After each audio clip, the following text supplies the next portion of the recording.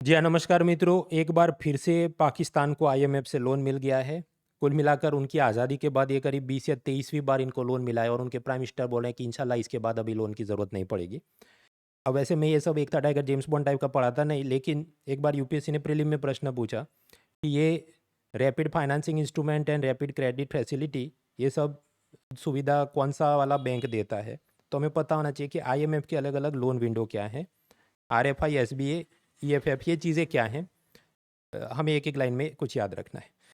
जो लोग एकदम नए जुड़ रहे हैं तो मैं इनको पहले से इतिहास बताऊँ कि सेकंड वर्ल्ड वॉर, द्वितीय विश्व युद्ध के बाद अमेरिका के न्यू हैम्पशायर के अंदर ब्रेटन वुड्स नाम का एक एरिया है, वहाँ पर एक कॉन्फ्रेंस हुई। उसमें सारी दुनिया के बड़े-बड़े लोग आए और उन्होंने सब डिसीजन लिए कि कैसे दुनिया की अर्थतंत्र को वापस से खड़ा किया जाए, how to revive the global economy. उसके परिणाम स्वरूप कुछ संस्थाएँ बन के आती हैं। एक बना वर्ल्ड बैंक, जिसका काम है गरीब देशों को सस्ते ब्याज पे या ऑलमोस्ट 0% ब्याज पे लोन देना, जिसको हम कहते हैं सॉफ्ट लोन्स।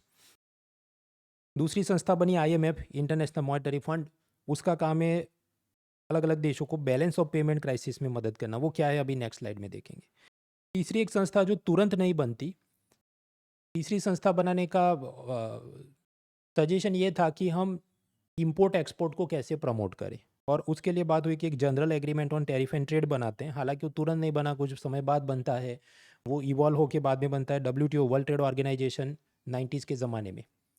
तो ये सब निकल के आता है। अब हमारा आज का ऑब्जेक्टिव है आईएमएफ, और ये मदद करता है बैलेंस ऑफ पेमेंट क्राइसिस में। बैलेंस ऑफ पेमेंट क्या है? भुगतान संतुलन।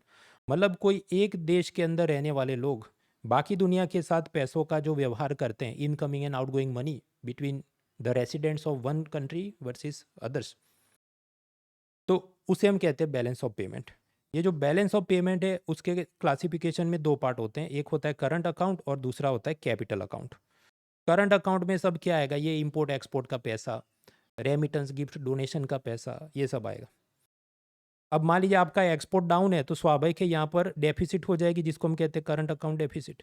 उसी तरह जो कैपिटल अकाउंट है, पूंजी खाता, जिसके अंदर फॉरेन इन्वेस्टमेंट का पैसा आप लिखते हैं, विदेशों से आने वाले लोन का पैसा लिखते हैं, तो वो भी अगर आपके देश में फॉरेन डायरेक्ट इन्वेस्टमेंट एफडीआई कम आ रहा है तो स्वाभाविक है ये भी गिर जाएगा। तो दोनों ही जगह नेगेटिव हो जाए तो फिर क्राइसिस है, तो इसको हम कहते हैं balance of payment crisis.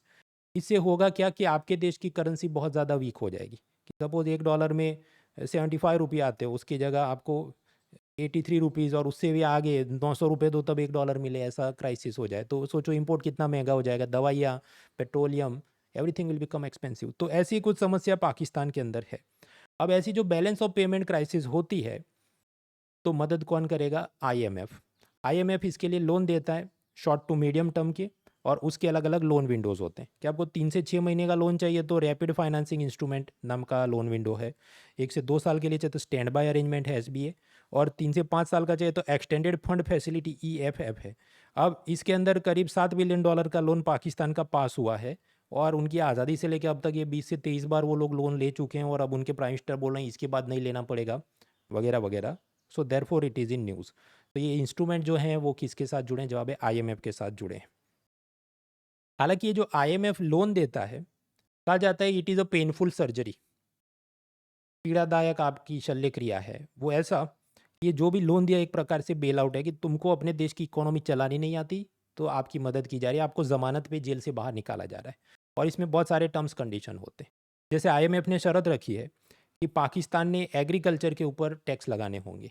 Bharat के अंदर भी स्टेट गवर्नमेंट को छूट है कि वो किसानों पर इनकम टैक्स लगा सकते हैं, लेकिन चुनाव में किसान खुश रहे इसलिए हम लोग एग्रीकल्चर पे इनकम टैक्स नहीं लगाते। लेकिन पाकिस्तान में सब टाइट किया है कि नहीं, तुमको करना पड़ेगा। तो ये क्या हुआ? Painful surgery. उसी तरह आईएमएफ ने शर्त रखी पाकिस्तान पे कि आपने बिजली के, गैस के सब दाम बढ़ाने होंगे। उधर ये सब सब्सिडी, रेवड़ी कल्चर फ्री में बांट दिया, चुनाव जीते, वो सब नहीं चलेगा, बंद करना पड़ेगा। तो अगेन गरीबों को तकलीफ होती है। जितनी भी लॉस मेकिंग सरकारी कंपनियां हैं, पब्लिक सेक्टर अंडरटेकिंग, जैसे भारत में एयर इंडिया था, तो ऐसी सारी लॉस मेकिंग संस्थाओं को प्राइवेटाइज करना होगा या बंद करना होगा। और फिर शर्त रखते हैं कि आपको अपने देश का जो बजट का घाटा है, फिजल डेफिसिट है, उसे कम करनी होगी। तो मतलब एक प्रकार से कि मिलिट्री पे पैसा कम खर्च करो, एजुकेशन पे कम करो, वो सब बातें उसमें आएंगी। ऐसा ही लोन उन्होंने केन्या को भी दिया है। और केन्या के अंदर ऐसी तकलीफ़ हो गई कि बच्चों के जो डायपर होते हैं उस पे भी उनको बहुत सारा जीएसटी या दूसरा टैक्स बहुत बढ़ाना पड़ा और लोगों की मतलब तकलीफ़ हो गई। उसके चलते वो लोग, केन्या के लोग आईएमएफ के ऑफिस के खिलाफ प्रदर्शन भी कर रहे हैं, आप फोटो देख रहे हैं। और एक कॉलम भी बीच में द हिंदू में आया था कि IMF has become the Overlord of the poor Nations. Overlord मतलब ऐसा जमींदार जो शोषण करता है, और कुछ ऐसा ये आईएमएफ का काम है। पर खैर अब वो देश की सरकार जो थी उसमें जो नेता थे उनको भी तो ढंग से देश चलाना चाहिए, तो वरना आपको नहीं आता इसलिए तो भीख मांगने जाना पड़ा, चाहे श्रीलंका है कि पाकिस्तान है।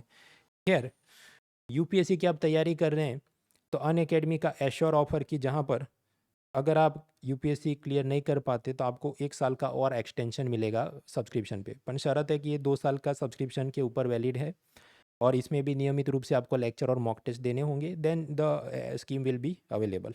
और अगर आप यूपीएससी का फाइनल सिलेक्शन आता है तो जितनी फ़ी भरी है वो 100% फ़ी रिफंड। बाकी प्रीलिम मेंस और इंटरव्यू की गाइडेंस तो है ही। और इसके अलावा 12 महीने का सब्सक्रिप्शन अवेलेबल है 24,999, और उसमें भी अफोर्डेबल नो कॉस्ट ईएमआई की भी सुविधा है, जिसके अंदर अन अकेडमी सब्सक्रिप्शन के अंदर आपका प्रीलिम्स मेंस सारे subject, live classes, CSAT, answer writing सब कुछ कवर्ड है। और सारे बैचेज आप देख सकते हैं, इंग्लिश, हिंदी, बाइलिंगुअल, आपकी मर्जी, नेटफ्लिक्स जैसा, इधर उधर देखो, कोई एक्स्ट्रा फी नहीं। बाकी चैनल को सब्सक्राइब करें और भी अपडेट्स के लिए। Let's crack it.